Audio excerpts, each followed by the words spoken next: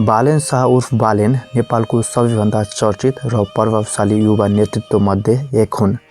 उनी काठमाडौँ महानगरपालिकाका मेयर हुन् र युवाहरूमाझ लोकप्रियताको कारण बनेका छन्। उनको जीवनकथा साधारण परिवारबाट सङ्गीत मार्फत प्रेरणा फैलाउने अनि राजनीतिमा परिवर्तन ल्याउने एउटा अद्भुत यात्रा हो।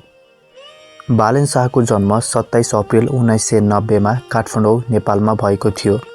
उनको घरको पारिवारिक पृष्ठभूमि औषधि तथा सामान्य परिवारसँग सम्बन्धित थियो। उनका बुबाको नाम रामनारायण शाह र आमा ध्रुवदेवी शाह हुन्।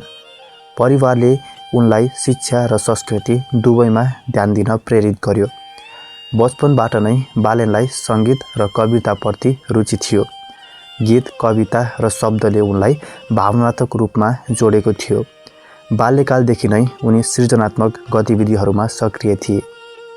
बालेनको सङ्गीत करियर 2012 मा सुरु भयो। उनले आफ्नो पहिलो सङ्गीत सडक बालक 2012 मा रिलिज गरे, जुन उनले कक्षा 9 मा लेखेका थिए।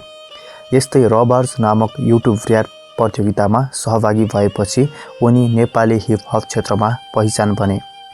उनका गीतहरूले सामाजिक समस्याहरूलाई उजागर गरे, भ्रष्टाचार, असमानता, युवा आवाज र सामाजिक न्याय जस्ता विषयहरूमा चर्चा गरे। उनको सङ्गीत शैली नेपाली हिप-हपको एक शक्तिशाली आवाज बन्यो, जसले युवाहरूलाई प्रेरणा दियो र सामाजिक समस्याप्रति सचेत गरायो। बालेनले राजनीति प्रवेश सहज रूपमा गरेनन्। उनको दर्शन सधैँ नेपाली समाजलाई सुधार गर्ने, पारदर्शिता ल्याउने र राजनीतिक भ्रष्टाचार विरुद्ध आवाज उठाउने थियो। उनी 2015 को संविधान सभा आन्दोलनमा पनि सहभागी थिए र सङ्घीय लोकतान्त्रिक गणतन्त्रको पक्षमा थिए। यो अनुभवले उनलाई सामाजिक र राजनीतिक चेतना प्रदान गर्यो। यद्यपि उनी 2017 को स्थानीय चुनावमा मेयर पदका लागि उम्मेदवारी दिन चाहन्थे, तर पछि त्यो कदम फिर्ता लिए। तर 2022 को स्थानीय चुनावमा उनले अनपेक्षित र ऐतिहासिक निर्णय गरे। उनी स्वतन्त्र उम्मेदवारी दिए काठमाडौँ महानगरपालिकाका लागि मेयर पदको उम्मेदवार बने। 2022 को मेयर चुनावमा बालेनले 61,767 भन्दा बढी मत ल्याएर काठमाडौँ महानगरपालिकाका 15औं मेयर पद जिते। यो विजय विशेष थियो किनभने उनी कुनै ठूलो दल वा परम्परागत पार्टीसँग आबद्ध थिएनन्। उनको जितले दर्शायो कि नेपाली जनता, विशेष गरी युवा, परम्परागत राजनीतिक प्रणालीको सीमितता र भ्रष्टाचारबाट निराश छन् र नयाँ नेतृत्व चाहन्छन्। बालेनले मेयरका रूपमा धेरै उद्यमशील र उत्कृष्ट कामहरू गरेका छन्। उनले काठमाडौँ महानगरपालिकामा पारदर्शितालाई प्राथमिकता दिए। सबै नगर परिषद बैठकहरूलाई लाइभ टेलिकास्ट गर्दै नागरिकहरूलाई निर्णय प्रक्रियामा सहभागी गराए। काठमाडौँको पुरानो समस्या र गम्भीर समस्या ठूलो फोहोर मैला व्यवस्थापन हो। यसको समाधानमा बालेनले ठूलो ध्यान दिए। उनले फोहोर निष्कासन र व्यवस्थापनका लागि योजनाहरू लागू गरे र पुरानो समस्या हटाउने प्रयास गरे। सडक, फुटपाथ लगायत सार्वजनिक स्थानहरूमा बनेका अवैध संरचनाहरू हटाउने अभियान चलाए। यसले केही विवादहरू पनि उत्पन्न गर्यो, तर उनले नियम मान्ने दिशामा कदम चाल्न कठिन निर्णयहरू लिएका थिए। सार्वजनिक स्थानहरू र वातावरणहरूलाई सुन्दर, व्यवस्थित, हरियो बनाउने दिशामा उनले ध्यान दिए। पार्क र सार्वजनिक स्थानहरूलाई आकर्षक बनाउन पहल गरे। बालेनले डिजिटल पहलहरू मार्फत नागरिक सेवा र प्रशासनिक प्रक्रियाहरूलाई थप सहज बनाउने कार्यमा ध्यान दिए। यसले सरकारी काममा पारदर्शिता र सम्पूर्णता बढायो। बालेन शाहले आफ्नो सोसल मिडिया मार्फत पनि नागरिकहरूलाई सम्बोधन गर्दै आएका छन्।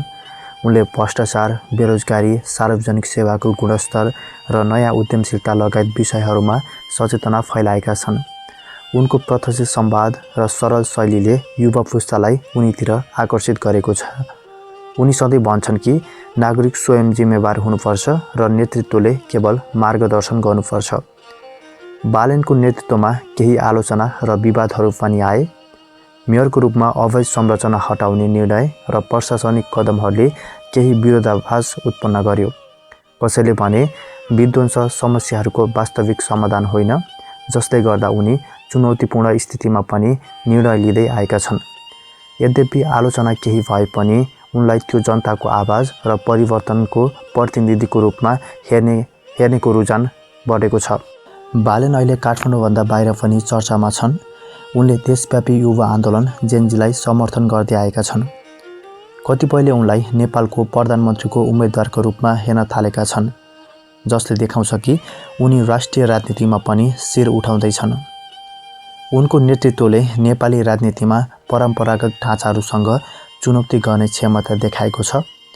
उनी युवाप्रतिको विश्वासको प्रतीक बनेका छन् र देशको राजनीतिमा नयाँ दिशा ल्याउने सम्भावना आफूसँग बोकेको देखिन्छ। बालेन शाहको जीवन कथा एउटा कठिन सङ्घर्ष, प्रतिभा, दृढता र परिवर्तनको आकाङ्क्षाको मिसाल हो। र्यापरबाट मेयर, मेयरबाट सामाजिक परिवर्तनकर्ता र सामाजिक परिवर्तनकर्ताबाट राष्ट्रिय नेतृत्व सम्भावनाको रूपान्तरण, यो उनको यात्रा हो। आज बालेन शाहको कथा धेरै नेपाली युवाको प्रेरणाको स्रोत हो, जसले देखाएका छन् कि यदि आत्मविश्वास, कठिन मेहनत र समाजप्रतिको प्रेम छ भने मानिसले परम्परागत सीमाहरू तोड्न सक्छ।